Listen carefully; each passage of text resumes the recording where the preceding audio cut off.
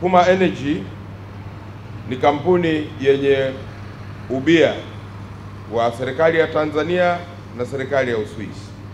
Serikali haiishii tu kuhamasisha, imetoa pia vivutio, imetoa incentives. Kwenye finance bill ya mwaka huu ya mwezi June, serikali imeondoa VAT kwa vituo vyote vya CNG. Lakini si hivyo tu, serikali imeondoa kodi imeondoa kodi kwa vile vifaa vya kubadilisha magari kutoka kutumia nishati ya kawaida ya petroli au diesel kwenda kwenye kutumia CNG. Hakuna kodi yoyote kwenye vile vifaa vya kuconvert yale magari. Serikali pia imeondoa kodi kwenye cylinders za gesi. Na msisahau kwamba kwenye finance bill ya mwaka jana 2024-25 serikali ilipunguza kodi kwenye magari mapya ya CNG, kwamba unapoagiza gari inayotumia CNG kuna kodi nyingi ambazo serikali imeziondoa.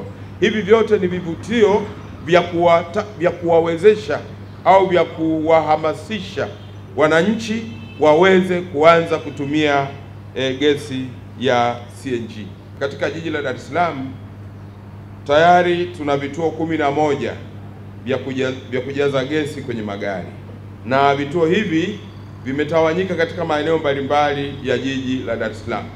Mpaka kufika mwisho wa mwaka huu tunatarajia kuwa na jumla ya vituo 18, lakini pia tuna kituo kule Mtwara kinachosimamiwa na kampuni ya Dangote. Na kufika mwishoni mwa mwaka kesho 2026 tunatarajia kuwa na jumla ya vituo 24.